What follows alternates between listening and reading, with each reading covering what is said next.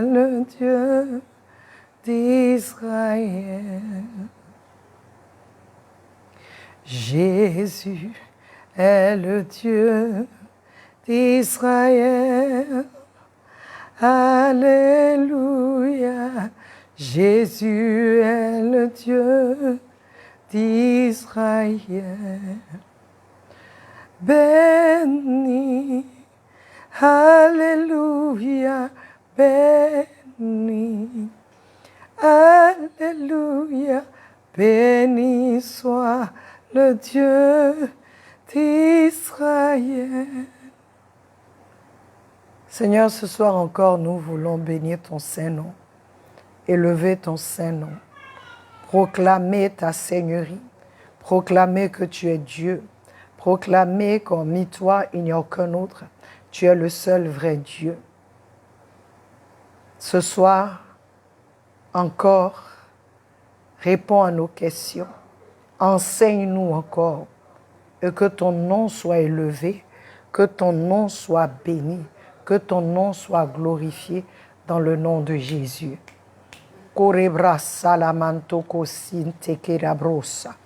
Béni sois-tu, toi qui es Dieu, toi qui ne changes pas.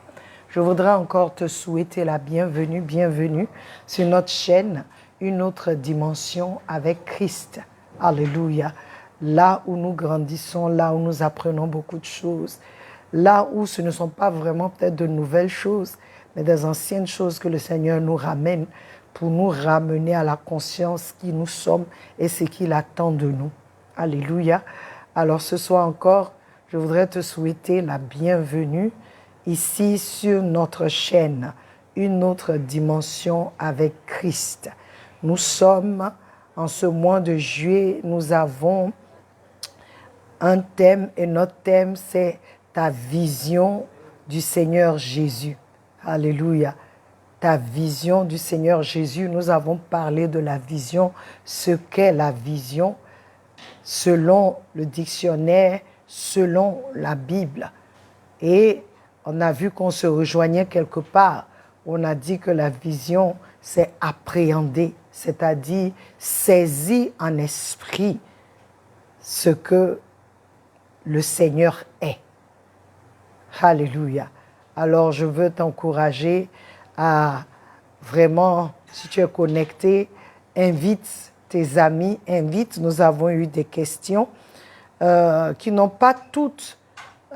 sont pas toutes en rapport avec l'enseignement, mais des questions qui sont bien, des questions qui nous donnent à réfléchir. Alléluia. Que le nom du Seigneur soit béni pour ce soir encore, que son nom soit élevé et que Jésus visite quelqu'un dans sa maison. Amen. Nous allons passer à la première question. La première question dit, Jésus s'intéresse-t-il à autre chose nous concernant à part notre foi? Alex Marcory, pâtisserie abidjanaise. La question, je reprends la question d'Alex, c'est est-ce que Jésus, à part notre foi, s'intéresse à quelque chose d'autre nous concernant? Bonsoir Alex, sois béni. Je voudrais te dire que justement, c'est parce que le Seigneur Jésus s'intéresse à tout nous concernant qu'il se préoccupe de notre foi. Hébreux 11:6 dit, « Or, sans la foi, il est impossible de le satisfaire. » C'est-à-dire, il est impossible d'être agréable à Dieu. Car celui qui vient à Dieu doit croire qu'il est et qu'il est le rémunérateur de ceux qui le cherchent. Tu vois déjà que tu ne peux pas aller vers Dieu sans la foi. L'élément activateur, déclencheur dans le royaume de Dieu, c'est ta foi, c'est ma foi. Si tu continues de lire Hébreux 11, tu verras que tout ce dont on parle dans le livre de Hébreux 11, parce qu'on parle des piliers de la foi, des gens qui ont eu la foi, qu'est-ce qui s'est passé? Quand tu lis, tu vois que on te parle des hommes et des femmes de foi. On ne te parle pas des hommes qui ont fait des miracles. Non. On te dit des gens qui ont réussi par la foi. Des gens qui ont aimé Dieu. Des gens qui ont attendu, mais par la foi. Des gens qui ont fait de grandes choses par la foi. C'est ce qui les a qualifiés auprès de Dieu. C'est leur foi. La Bible dit que parce que Abraham a cru en Dieu, cela lui fut imputé de justice. C'est-à-dire, quand il a cru en ce que Dieu lui a dit, Dieu a dit là, Abraham, c'est Dieu qui a dit maintenant, Abraham est juste parce qu'il a mis sa foi en Dieu. Donc, je veux que tu saches, Alex, que c'est par la foi que tu pourras prendre possession de ce qui t'appartient en Dieu. C'est par la foi que tu prospéreras. C'est par la foi que tu deviens enfant de Dieu. À tous ceux qui ont cru en lui et à tous ceux qui l'ont reçu, qui ont cru en lui, à ceux-là, il leur a donné le pouvoir de devenir fils de Dieu. C'est par la foi que tu marches avec le Seigneur. C'est par la foi que tu expérimentes Dieu. Matthieu 9, 23 dit, Jésus lui dit, si tu peux croire, toutes choses sont possibles à celui qui croit. Toutes choses. Il dit, crois et tu verras la gloire de Dieu. Tout ce qui nous concerne par rapport au Seigneur est lié dans notre foi en Dieu. Donc la foi, ta foi et ma foi est l'élément le plus important et essentiel. D'où la raison pour le Seigneur d'avoir l'œil sur notre foi, Alex. Tout ce qui te concerne intéresse le Seigneur Jésus. Tout ce qui me concerne intéresse le Seigneur Jésus.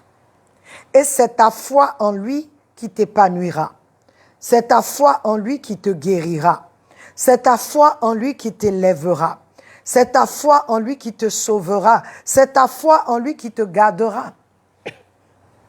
Regarde la femme qui avait l'écoulement de sang pendant 12 ans. Lorsqu'elle a eu foi, elle a dit, il vient, je veux seulement toucher le pan de son vêtement. Lorsqu'elle a touché le pan de son vêtement, elle a été guérie. Quand le Seigneur a demandé qui m'a touché, et qu'elle a eu finalement le courage, elle a donné son témoignage, elle a expliqué ce qui n'allait pas avec elle. Le Seigneur lui a dit quoi? Va, ta foi t'a rendu. Ta foi t'a rendu. Quand tu regardes dans la parole, à combien de personnes le Seigneur dit ta foi t'a rendu? Les lépreux, les 10 lépreux, il y a un qui s'est retourné pour venir dire merci au Seigneur. Lorsqu'il s'est rendu compte sur la route qu'il était guéri, il a fait demi-tour pour venir rendre grâce à Dieu. Et le Seigneur Jésus a dit, où sont les 9 autres? Vas-y, ta foi t'a rendu entier. Notre foi est l'élément essentiel. C'est l'élément le plus important. Parce que tout est lié à notre foi. Quand tu dis autre chose là, ton autre chose là, c'est dans la foi que tu as dans le Seigneur. Jésus veut ton bien, mais c'est la foi que tu auras en lui qui te donnera, qui fera de toi, qui te donnera d'être bien. Jésus veut que tu sois guéri, mais si tu ne crois pas en lui, tu ne peux pas recevoir cette guérison de lui. Donc, tout ce qui te concerne intéresse le Seigneur. Tout ce qui me concerne intéresse le Seigneur. Mais l'élément activateur, déclencheur, l'élément le plus important, l'essentiel, c'est ta foi, c'est ma foi. C'est pourquoi il tient compte, il prend le temps de parler de notre foi. Parce que celui qui croit, celui qui va à Dieu doit croire que Dieu est. Si tu n'as pas la foi, que tu vas vers lui, que tu ne crois pas que Dieu est, que Dieu peut, que Dieu est. Si tu ne crois pas, tu ne pourras rien avoir. C'est pourquoi ses yeux sont sur notre foi. que ta foi soit sans faille, que la foi de chacun de nous soit sans faille, que notre foi soit fortifiée en lui. N'oubliez pas ou n'oublie pas que toutes les promesses du Père en Christ Jésus sont oui et amen. 2 Corinthiens 1, 20, il dit car toutes les promesses de Dieu en lui sont oui et en lui amen à la gloire de Dieu par nous. Pour avoir accès à ces promesses en Christ Jésus, c'est par la foi. Rien d'autre. Tu dois croire en lui. Sois béni, c'est une très belle question. C'est une très belle question. Sois béni, Alex. Nous allons à la deuxième question qui dit, pouvons-nous dire aujourd'hui que Jésus est toujours l'agneau sur le trône, vu qu'il ne reviendra plus sous forme d'agneau? Stanislas Yamsoukro, bonsoir Stanislas, sois béni. Comment vas-tu à Yamsoukro? Nous viendrons bientôt chez toi pour une autre dimension. Donc prépare-toi, prépare Yamsoukro et donne-nous tes contacts. Avant qu'on ne parte, on pourra te contacter pour que tu puisses rassembler des gens qui, avec toi, écoutent une autre dimension. On fera l'émission avec vous. Sois béni. Stanislas, Jésus est éternellement l'agneau sur le trône. Apocalypse 5, 11, 12 dit « Et je regardai et j'entendis la voix de beaucoup d'anges autour du trône, et des bêtes et des anciens. Et leur nombre était 10 000 fois 10 000 et des milliers, disant d'une voix forte, « Digne est l'agneau qui a été tué de recevoir pouvoir et richesse et sagesse et vigueur et honneur et gloire et bénédiction. »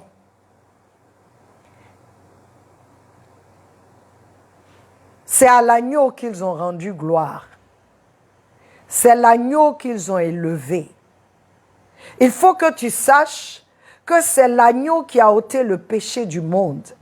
C'est l'agneau qui a pu prendre dans la main du Père le livre de vie. C'est l'agneau qui a été immolé pour toi et moi. Il sera l'agneau de Dieu pour l'éternité. Cela ne changera pas. Il a plusieurs casquettes. Il est l'agneau. Il est le lion de la tribu de Juda. Il est je suis. Il est le premier et le dernier. Il est le commencement et la fin. Il est toutes ces casquettes. On ne peut pas lui enlever l'agneau.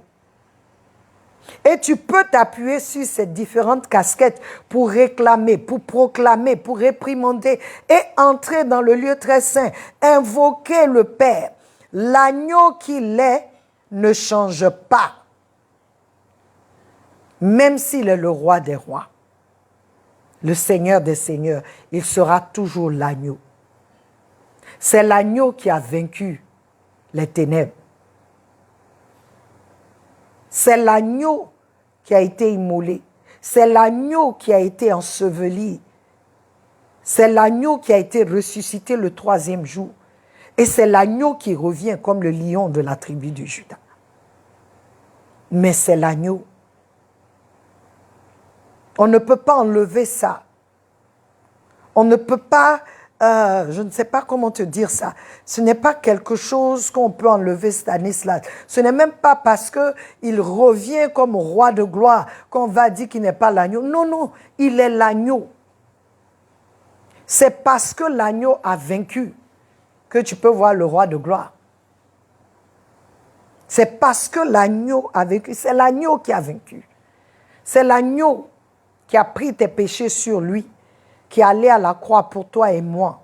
C'est l'agneau qui s'est laissé sacrifier. La Bible dit, avant la fondation du monde, l'agneau avait été immolé.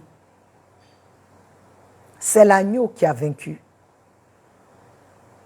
Donc je voudrais que tu aies ça en tête. Ce n'est pas parce qu'il vient en tant que roi qu'il n'est plus l'agneau. Non. Il a été l'agneau de Dieu. Il est le lion de la tribu de Juda. Toutes ces casquettes-là, il est. Aujourd'hui, je peux me lever lorsque Satan se lève contre moi, lorsqu'il y a des réclamations contre ma vie. Je peux me lever pour dire, l'agneau de Dieu a payé le prix pour moi. Il a vaincu les ténèbres pour moi. Donc, à cause de lui, il a pris mes péchés sur lui. Il est allé à la croix. Il a été crucifié. Il a pris mes péchés sur lui. Il est mort. Il a été enseveli le 3e jour. Il a été ressuscité. L'agneau a fait cela. C'est pas le lion qui a fait pour moi. C'est l'agneau qui l'a fait.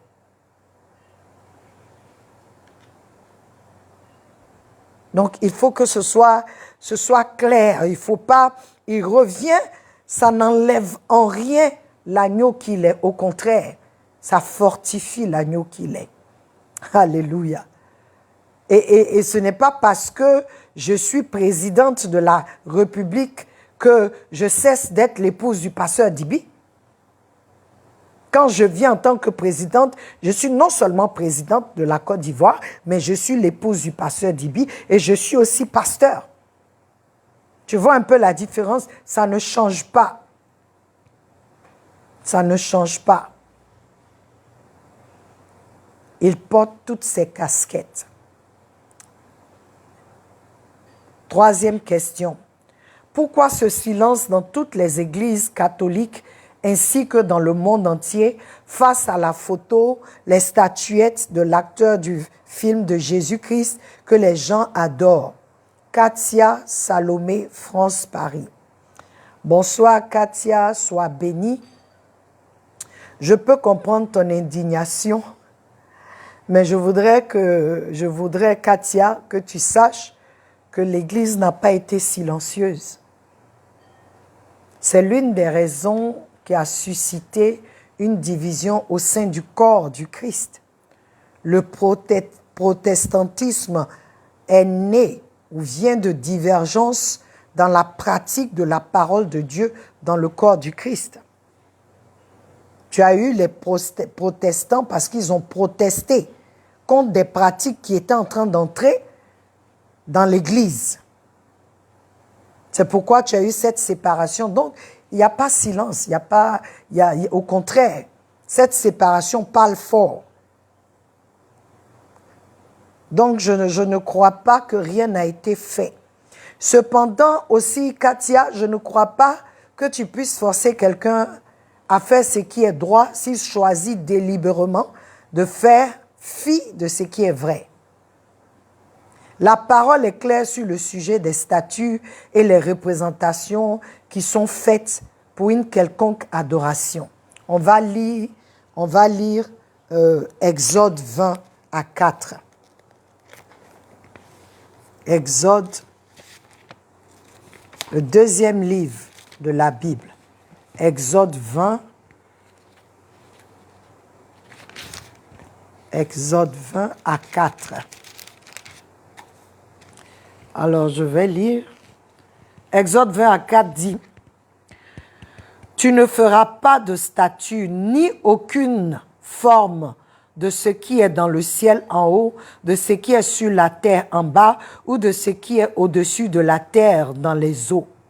Tu ne te prosterneras pas devant ces choses-là, et tu ne les serviras pas, car moi, Yahweh, le Seigneur, Yahweh, ton Dieu, je suis un Dieu à la passion jalouse qui fait rendre des comptes aux fils pour la faute des pères jusqu'à la 3e et la 4e génération de ceux qui me détestent. » Il dit, parce que pour Dieu, ceux qui font ça là, le détestent. Ceux qui font les statues et se prosternent devant elles, le détestent. Parce que ce n'est pas lui. C'est le rabaisser de vouloir c'est-à-dire de vouloir le représenter par la création. C'est le rabaisser. Tu comprends? Donc, il a dit, c'est clair, il a dit qu'il ne veut pas de ça.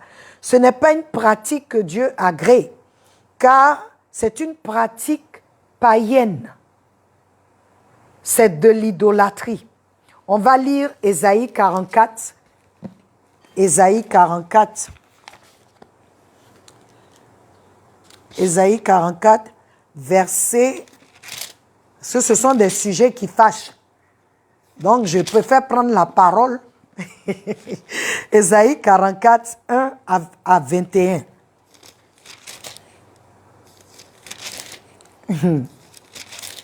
Il dit ici, 1 à 21, écoute. Écoute maintenant Jacob, mon serviteur, Israël que j'ai choisi. Il parle, hein?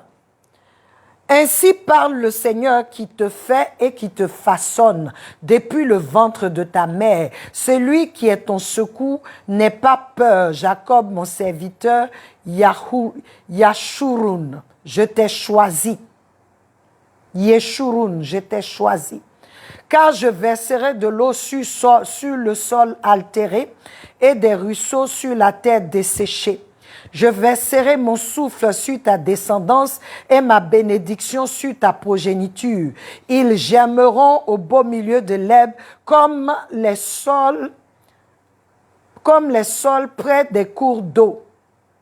Celui-ci dira, j'appartiens au Seigneur. Celui-là se réclamera du nom de Jacob. Cet autre écrira sur sa main, appartenant au Seigneur, et il se parlera du nom d'Israël.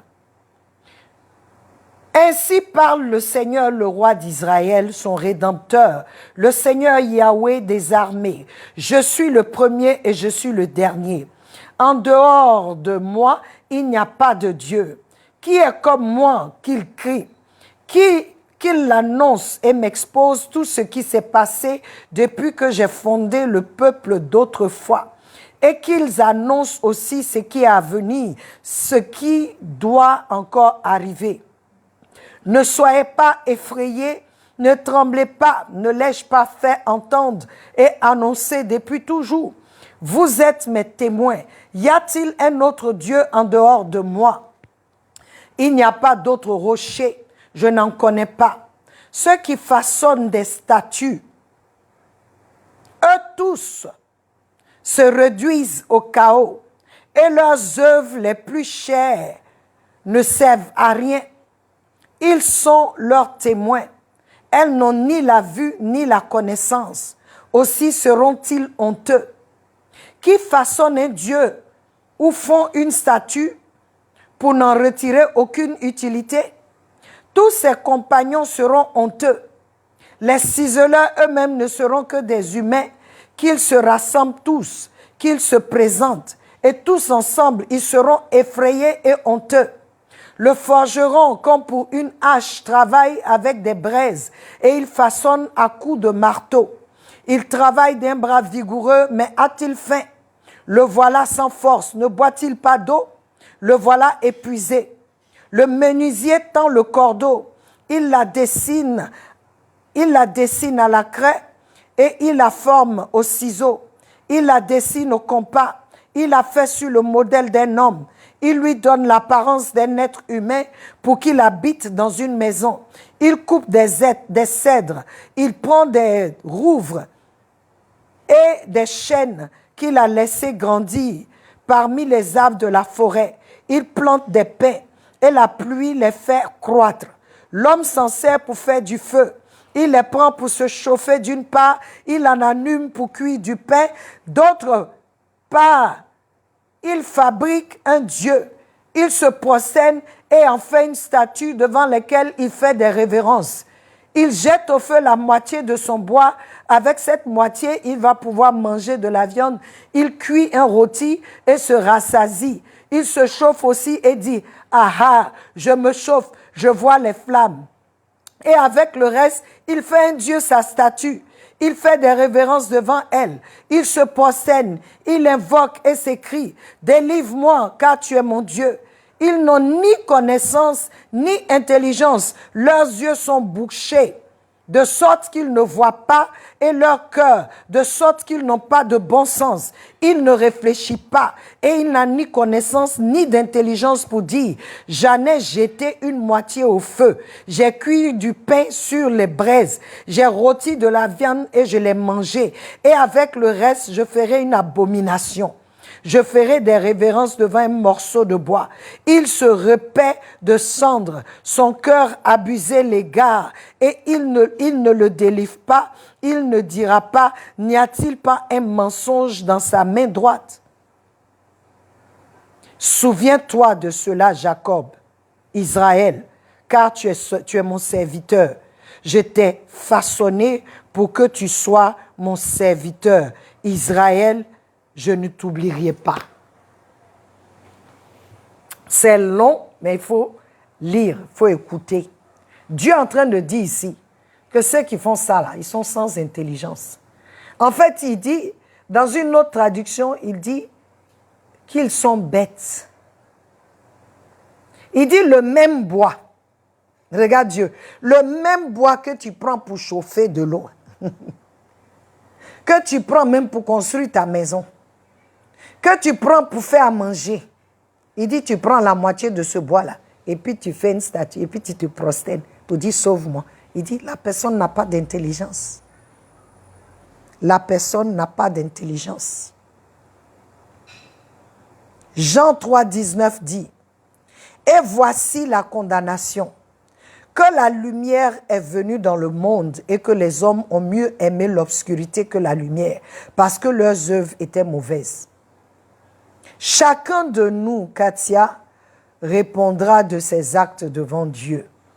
On ne sert pas Dieu comme on le veut ou comme on le ressent, mais plutôt comme Dieu le veut.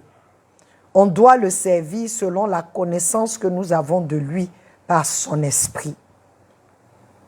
Donc toi, prie. Quand tu vois cette abomination, prie. Mais je veux que tu saches que ce sont ces choses-là qui ont divisé le corps du Christ. Amen. Question numéro 4. Il dit, honnêtement, je ne sais pas comment me représenter Dieu, ni comment m'adresser à lui dans ma prière. Merci de bien vouloir m'aider. Israël Traoré, nouveau chrétien. Bonsoir Israël, sois béni.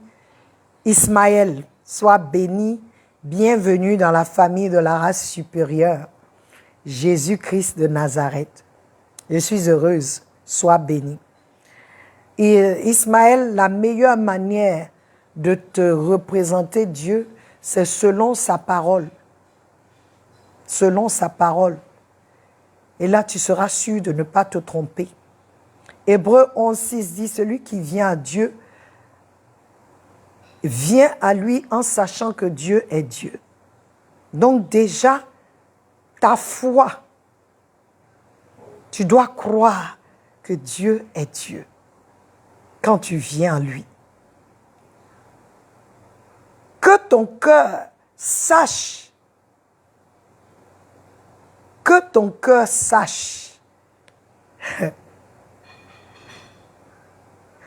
c'est à Dieu que tu viens.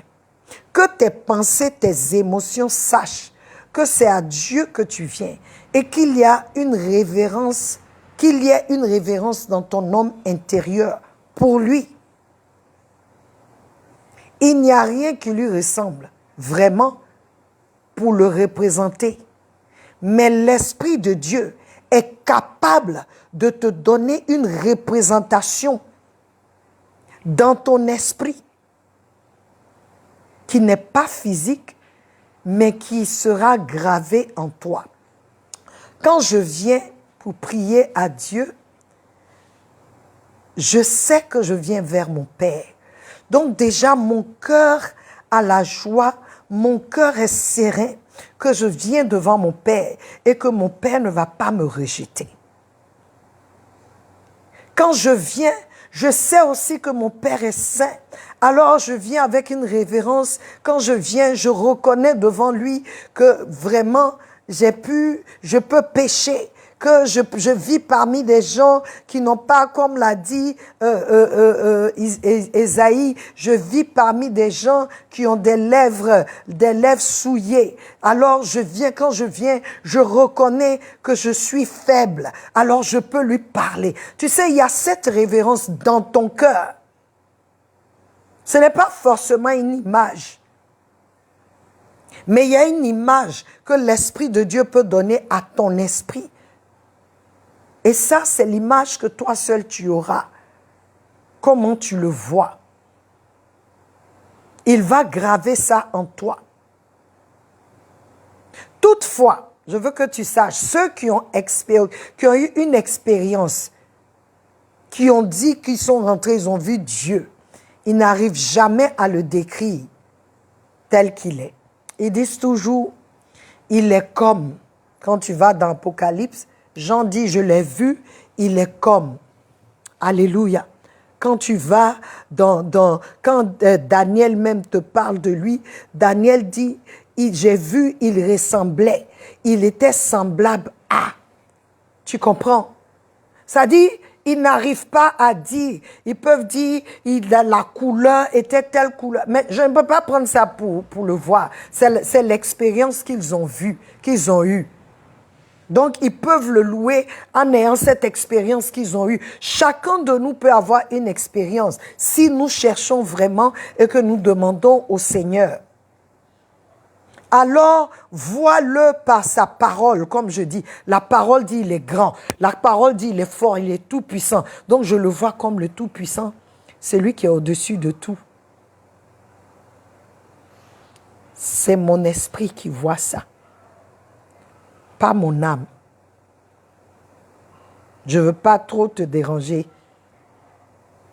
Vois-le par sa création. Quand tu regardes la création, tu sais que Dieu est grand. Tu sais qu'il est sage. Tu sais qu'il est puissant. Tu sais qu'il est intelligent.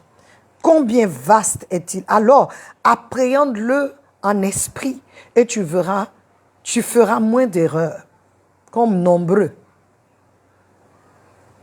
Basé sur la parole, vois-le. Quand tu regardes la création, vois-le. Quand je regarde les montagnes, je dis, waouh, c'est Dieu qui a fait ces montagnes-là. Il est plus grand que ça. Il est plus haut que ça. Parce que quelqu'un qui est en bas ne peut pas faire cette montagne aussi haute. Je vois de grands arbres. Je vois l'océan, les océans. Dieu est grand. C'est lui ça. Il est plus grand que ça. La création te montre un peu la grandeur de ton Dieu. Donc Ismaël ne cherche pas des représentations que les gens cherchent. Vois-le selon ce que la parole dit. Je viens de lire tout à l'heure Ésaïe 44, du verset 1 au verset 21. Lis les paroles où Dieu dit « Je suis Dieu, il n'y a aucun autre, je suis ceci ». Lis et que ces paroles deviennent chères en toi. Ce qui fera que quand tu vas aller prier, tu sauras comment cette révérence, ton cœur, parce que c'est dans ton homme intérieur que ça se passe d'abord. Sois béni et bienvenue encore dans la famille des grands. 5e question qui dit, dans ma tête, c'est à peu près comme Ismaël, dans ma tête, Dieu est un vieux comme les vieux rois qu'on voit dans les films. Cheveux blancs avec un beau sourire. Aidez-moi à me faire sortir cette image de la tête, s'il vous plaît. Car en réalité, je sais qu'il n'est pas comme cela. Lakis Ghana. Bon, bonsoir Lakis. Sois béni. Je veux que tu saches qu'il est vieux. Il est le vieux, le plus vieux des vieux. Il est appelé l'ancien des jours.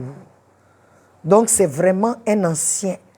Apocalypse 1, 14, 15 nous parle. Il dit, il est appelé l'ancien des jours. Et il dit, il a des cheveux blancs comme la neige. Donc tu peux le voir avec la barbe blanche et les cheveux blancs. Mais tu ne peux pas lui mettre un visage. Car tu te tromperas certainement. Tu peux le voir. Et tous vont dire ses cheveux sont blancs, mais ils ne peuvent pas dire comment son visage est. Et même la parole nous dit, ses cheveux sont blancs comme de la neige. Il est lui-même temps comme ceci. Mais ça, c'est la vision de quelqu'un. Ce n'est pas encore ça. C'est comme ça que Dieu a voulu se révéler à cette personne. Donc, un vieux avec des cheveux blancs, c'est pas mauvais. Mais le visage, tu ne peux pas mettre le visage de quelqu'un. Donc, je veux t'encourager à le voir selon ce que la parole dit. Vois-le au travers de la parole. Ce que la parole dit, c'est ce qu'il est. C'est pourquoi Dieu a fait de sorte que les gens n'ont pas pu prendre l'image de Jésus. On n'a pas fait sa photo. Sinon, ça allait être compliqué.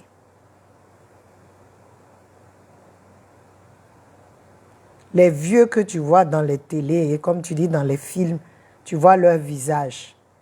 Et je veux que tu saches, la Bible dit que nous sommes faits à l'image et à la ressemblance de Dieu. Tu peux le voir. Mais le visage de Dieu, personne ne peut dire, j'ai vu son visage, voici à quoi il ressemble. Même quand ils ont vu, là, ils ne peuvent pas décrire. Ils ne peuvent pas décrire. Alors, sache dans ton esprit qu'il est l'ancien des jours. Il est l'ancien des jours. Quand tu vois les personnes âgées qui ont les barbes blanches, nous sommes à l'image et à la ressemblance de Dieu. Mais Dieu, son visage, tu ne peux pas voir. Amen. Sois béni. Je veux nous encourager pour tous ceux, parce que je sais, comme j'ai dit, quelle est la vision que tu as de lui, comment tu le vois, quelle est l'image qui est dans ton esprit. Va dans la parole. C'est cette image qui doit être dans ton esprit. Alléluia.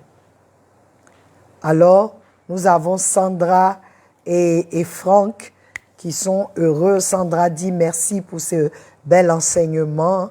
Et Franck aussi qui dit merci beaucoup pour l'enseignement, mais ils n'ont pas de questions cette fois-ci, mais ils voulaient quand même nous dire merci pour l'enseignement. Sois bénie Sandra, je suis contente de t'entendre, que la grâce de Dieu te localise là où tu es et qu'il continue, le Seigneur continue de t'utiliser et de t'établir dans ta foi en lui. Alléluia. Peuple de Dieu, notre temps prend fin. Nous avons eu un bon moment et de très belles questions. Que le Seigneur, je prie, que le Seigneur, dans sa grâce, se révèle à Lakis et à Ismaël. Que le Saint-Esprit lui-même vous guide, vous dirige dans votre temps de prière, dans votre temps d'intimité avec lui. Et que le Seigneur lui-même grave une image de lui dans votre homme intérieur, que personne, vous-même, vous ne pourriez pas expliquer, mais vous aurez cette image-là en vous. Dans le nom de Jésus, que la main de l'Éternel soit sur Franck, que la main de l'Éternel soit sur Katia, et que Katia, l'esprit d'intercession te soit communiqué afin que tu puisses prier, tu puisses intercéder quand tu vois que les choses qui se passent dans le corps du Christ sont contraires à ce que la parole dit. Je prie que ton indignation se transforme en compassion et en prière. Alléluia. Et en prière. C'est ça, c'est ce que je prie pour toi. Et je prie aussi pour Stanislas, afin que tu saches que Jésus est toujours et il sera éternellement l'agneau de Dieu sur le trône, parce que c'est l'agneau qui a vaincu. Et je dis à Alex encore que la main de Dieu soit sur toi et que ta foi en Christ grandisse et que tu aies cette assurance que Christ est concerné par tout ce qui te concerne. Tout ce qui est à toi, tout ce qui est toi, ça l'intéresse. Et tu es aimé de l'Éternel. Éternel, je te dis merci pour ce temps que tu nous as permis d'avoir, que l'honneur et la gloire te reviennent. Je prie pour tous ceux qui sont connectés et tous ceux qui vont se connecter, que ta main puissante les visite, que ta grâce les localise, que notre foi soit sans faille, que notre foi en toi grandisse, que notre foi soit établie, que nous soyons, Seigneur, ô Dieu, enracinés, Seigneur, dans ta parole, et que, Seigneur, en chacun de nous, tu mettes ton image, Seigneur, que nous te voyons au travers de ta parole, que le voile qui nous aveugle soit enlevé, ôté par ta puissance dans le nom de Jésus. Et que nous n'oublions pas que c'est l'agneau qui a vaincu pour nous, c'est l'agneau qui a été immolé pour nous, c'est l'agneau de Dieu qui a été sacrifié afin que nous soyons rachetés dans le nom de Jésus. Merci, ô Dieu, pour tout ce que tu as fait en ce jour par ces questions et réponses. Que ton nom soit élevé au nom de Jésus. Amen. Soyez bénis et nous nous retrouverons encore mardi pour un autre moment. Amen.